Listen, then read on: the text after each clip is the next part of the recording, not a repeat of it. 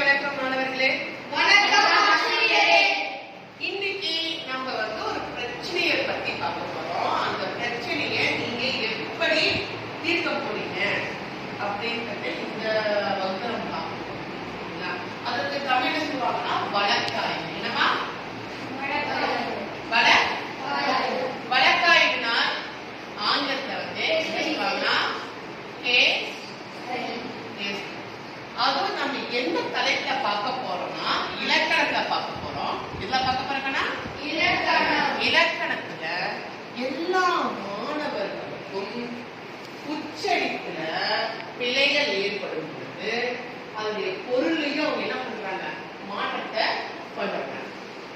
அதுல முதன்மையான பங்கு வகிப்பது எது பார்த்தீங்கன்னா மயங்கொலி எழுத்துக்கள்.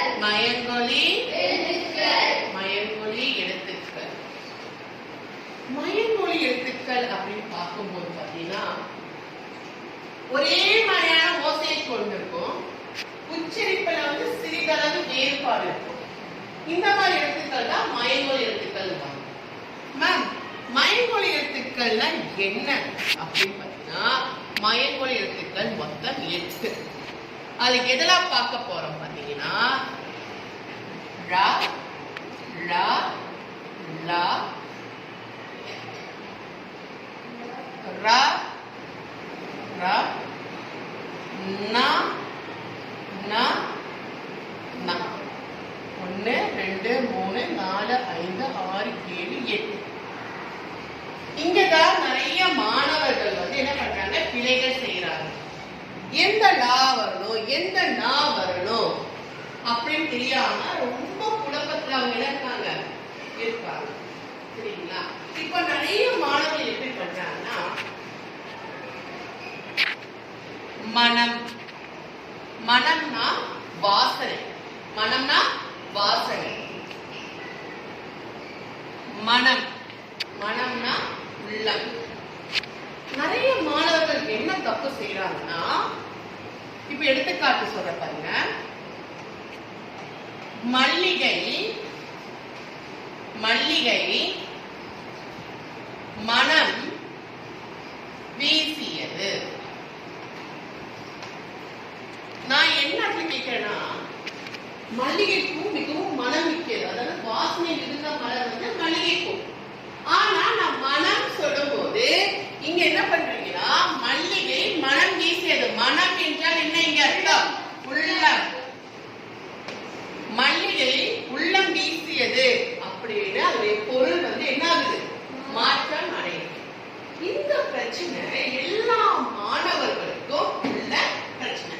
அது மட்டும் இல்லாம எப்படி சொல்றாங்கன்னா, மேம் குண்டு லாவாம, பள்ளிக்கு வர லாவாம, பழத்துக்கு வர லாவாம, மேம் சின்ன லாவாம, பெரிய லாவாம, மேம் 3 சுழி லாவாம, இல்ல 2 சுழி லாவாம, மேம் இது காக்கு அப்புறம் நான் இட்டு வருமே மேம் அந்த லாவாம.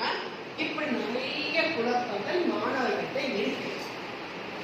இதுதான் நம்மளுடைய இன்றைய வழக்காய்வு. இந்த வழக்காய்வை உங்களுக்கு கொடுக்கிறோம். இந்த மயங்கொலி எழுத்துக்களை எப்படி சரியான முறையில உச்சரிக்கணும், அதுக்கப்புறம் இந்த எழுத்துக்களுக்கான உள்ள சரியான பெயர்களை எப்படி சொல்லணும், அத பத்தி பேசுறதா இந்த வகுப்புல நம்ம பார்க்க போற வழக்காய்வு. சரிங்களா? இப்போ இந்த குண்டுலான்னு சொல்லக்கூடாது, பள்ளிக்கு வரலான்னு சொல்லக்கூடாது, இது பழத்துக்கு வரலான்னு சொல்லக்கூடாது, சின்னரா பெரியரா 3 சுழினா 2 சுழினா இந்த மாதிரி சொல்லாம இதற்கான பெயர்களை நம்ம எப்படி சொல்லணும் அத பத்தி தான் நாம இப்போ பார்க்க போறோம். இன்றைய வழக்காய்வுல பாத்தீங்கன்னா 3 குழுவா நான் பிரிச்சிருக்கேன். இந்த முதல் குழுவின் பெயர் குறிஞ்சி, அதன் தலைவன் ஆரியந்தா. இரண்டாவது குழுவின் பெயர் முல்லை, அதன் தலைவன் ஸ்ரீ பிரணவ். மூன்றாவது குழுவின் பெயர் மருதம், அதன் தலைவன் கௌஷிக். இதுல முதல் குழு இருக்கக்கூடிய குறிஞ்சி குழுக்கக்கூடிய தலைப்பு என்னவென்றால்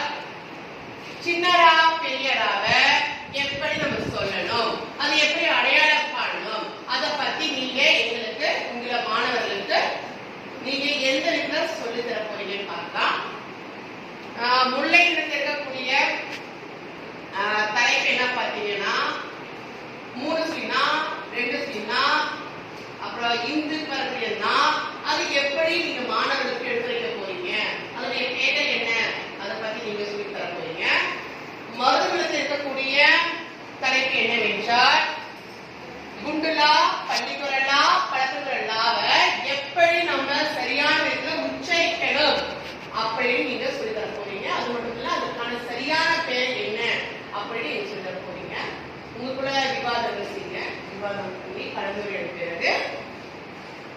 நீங்க வந்து உங்க குழுவிலிருந்து ஒரு